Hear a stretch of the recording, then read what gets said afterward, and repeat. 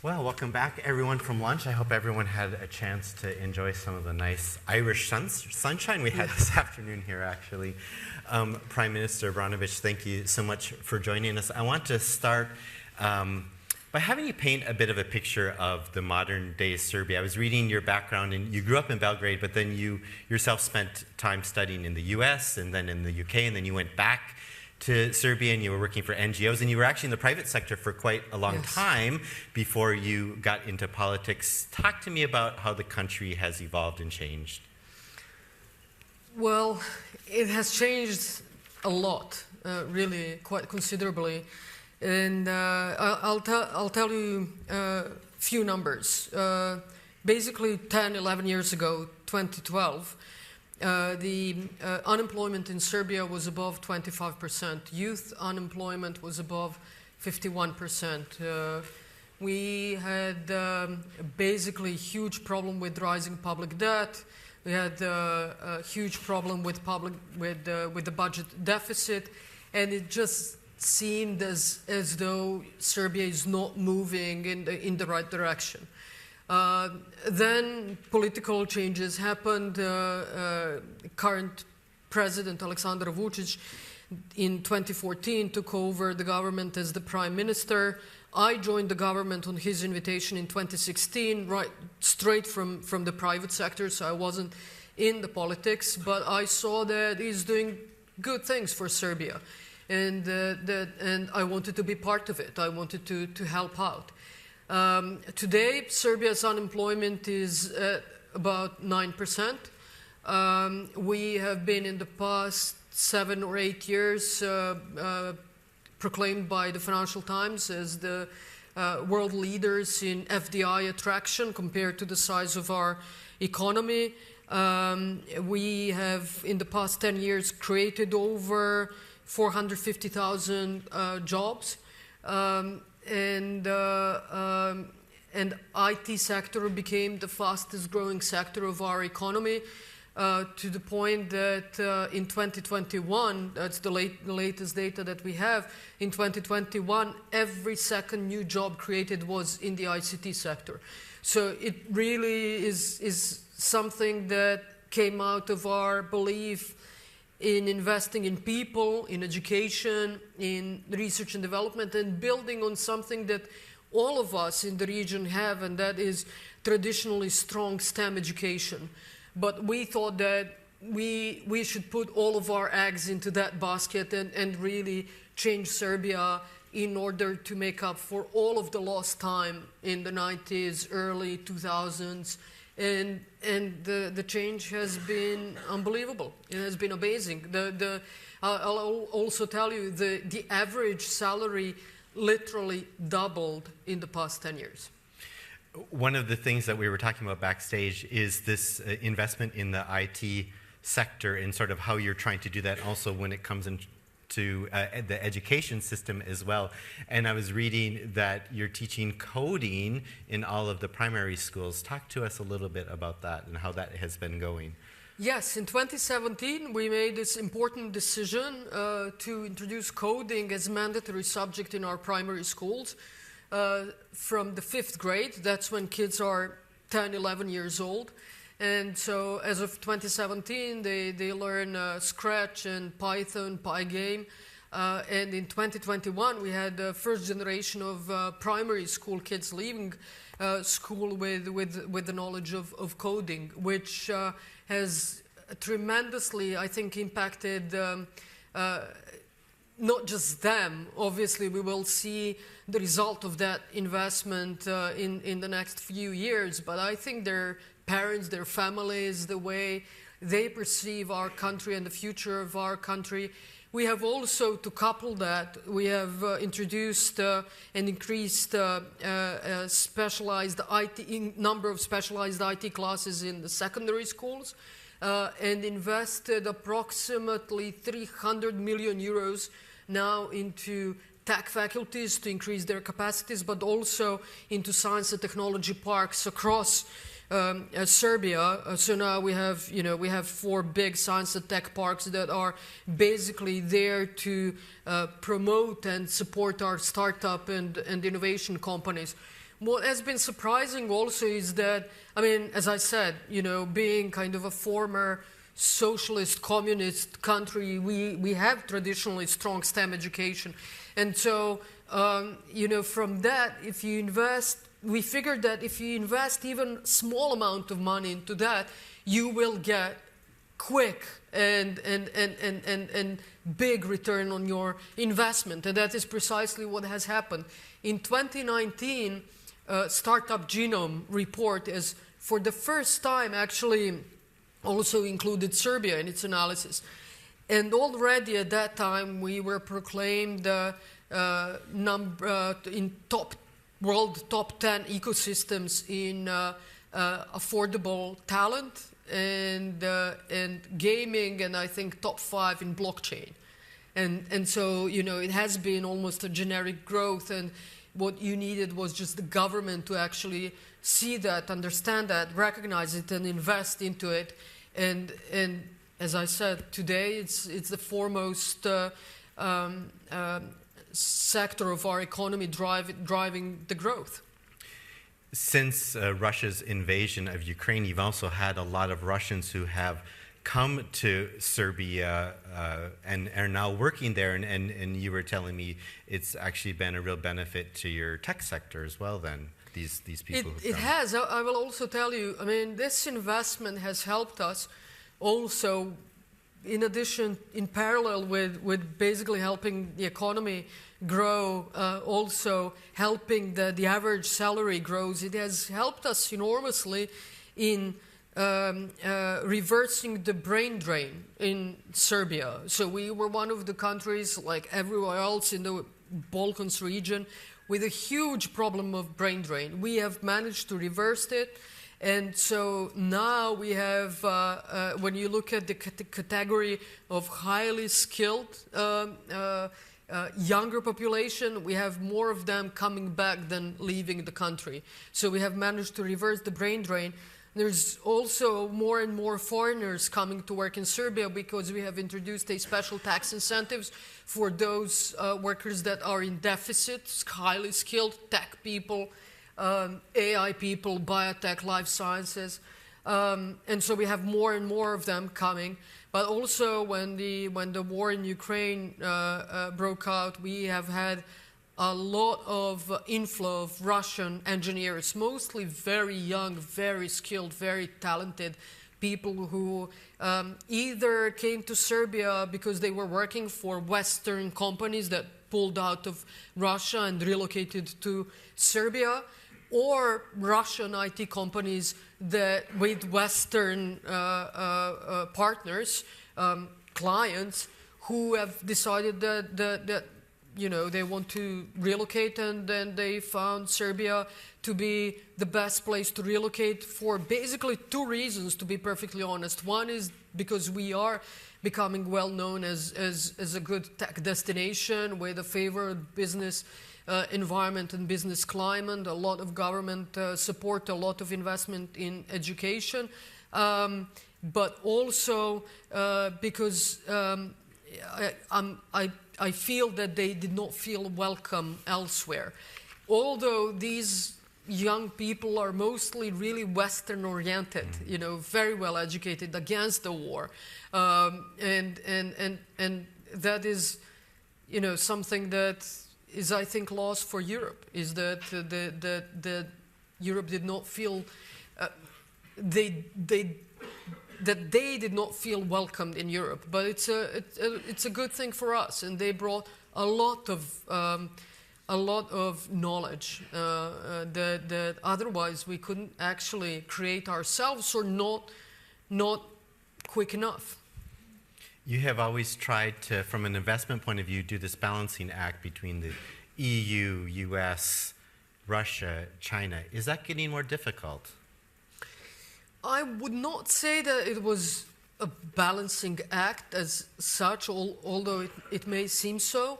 It was more of the fact that we needed to, to catch up on all of the lost opportunities and all of the wasted time. To do that, for a country like Serbia, you need to be open for all of the investors and all of the investments and all of the capital to come in and build the country. And so we were very open, as you have said. Our economy is actually, in that respect, when you look at kind of geopolitics, quite diversified. I would say if you look at, for example, our number one partner in trade in goods is Germany, by far. The strongest partner and the biggest investor in Serbia. When you look at trade exchange in services, it's the United States. But the biggest exporter from Serbia is a Chinese company that acquired our copper mill. So it is very diversified. But it wasn't purposefully, and it never was a balancing act. It was just openness of our economy and our country to benefit from the capital and investments for the benefit of our people. And I think it was, a smart and pragmatic policies that we pursued. Now, is it getting more difficult? Absolutely. I mean, the world is becoming more and more complicated and more complex place, and it is getting more and more polarized, and it is quite difficult. But what's important is that you have arguments for your policies, and that you explain to people why is it good for your country and for your people, and that it has nothing to do with geopolitics as such, and kind of friends versus enemies. When you look at Western Europe has benefited enormously from Chinese investments. And, now when Chinese investments are present in Eastern Europe or in the Balkans, there are some partners from Western Europe who says, well, it's not okay. But we need those investments. What we cannot afford, though, is to be overexposed in terms of public debt. We keep that under control because as of 2014, continuously, as country you have been working with, we have had a standing arrangement with International Monetary Fund, IMF. And so we needed them to be kind of a credible partner who will also oversee our public finances and will testify towards foreign investors or financial institutions that we are a good, solid country on the right track.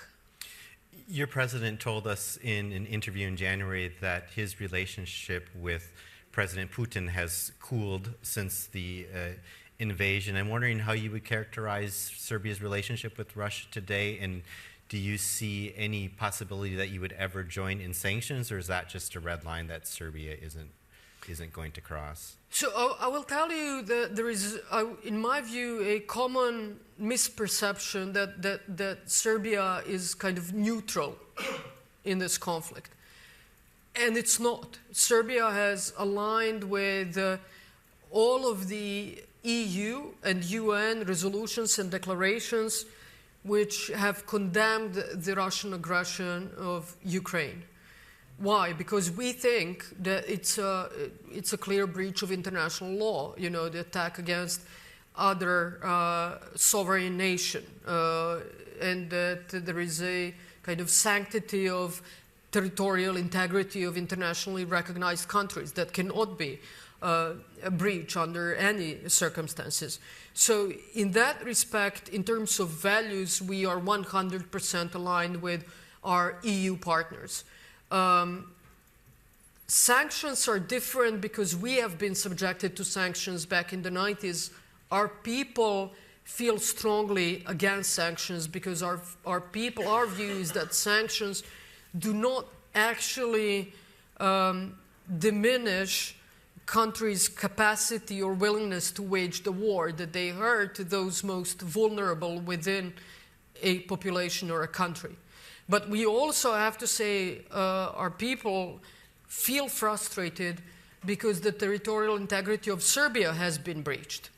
And the double standards is something that puts Serbia into a specific situation. So in terms of our relationship to the Russian Federation, yes, we did not want to introduce sanctions, but we have clearly said that we condemned the aggression, and we were one of the first countries actually in Europe to come out officially, publicly, to say that we are not going to ever recognize the results of the 4 referenda that took place in Ukraine, in Donetsk and Lugansk, that for us, we are not going to recognize it. So, that is something that certainly is impacting, obviously, our relationship with the Russian Federation.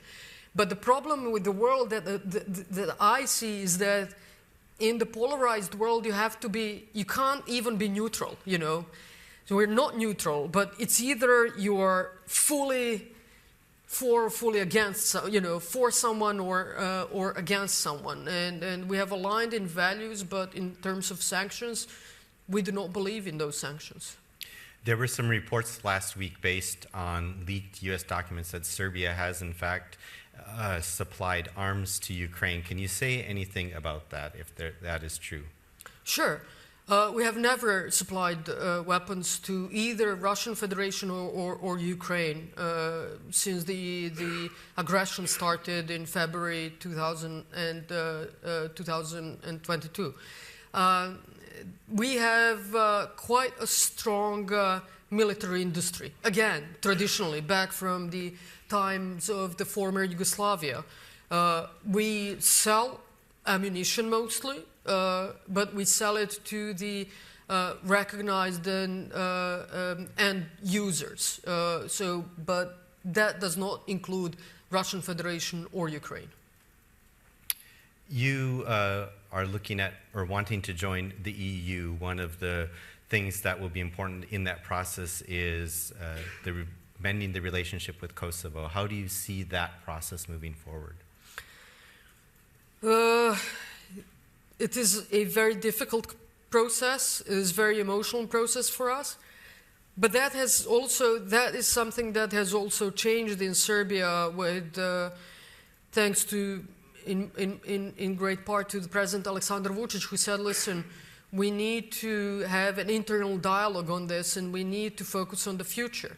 We owe this to the generation that are coming after us, to the younger generations. And we want to try and find mutually acceptable compromise with Pristina. And 10 years ago, almost exactly to date, actually, it was yesterday, it was 10 years ago since the signing of the first agreement on normalization between Belgrade and Pristina, is also known as the Brussels Agreement. Now, the backbone of the Brussels Agreement was the establishment of the Community of Serb Municipalities, and that was basically the only thing that Pristina needed to do.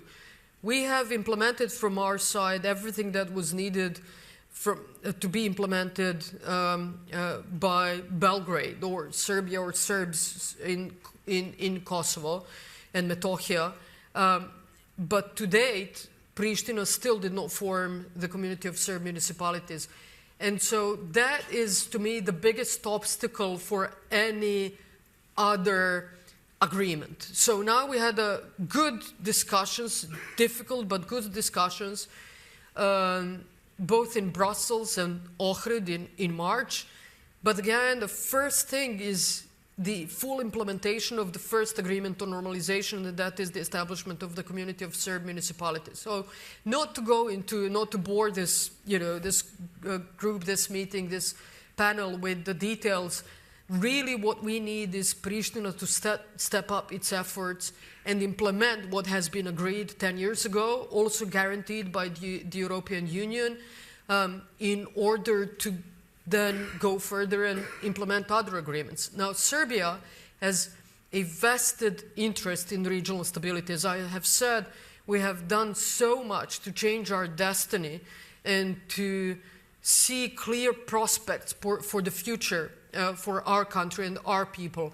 But we live in a relatively small, very interconnected region. Any instability it will directly negatively affect our prospects and our stability. So we have vested interest to work towards regional stability, and in that respect also are very, very dedicated to this dialogue in order to preserve peace and stability, and we owe it to the younger generation to try and build a more prosperous and different Balkans. Prime Minister, we are unfortunately out of time. I could ask another 20 questions here. I have them in front of me. We'll save that for the next meeting. Thank you so much for joining us today. Thank you for the invitation.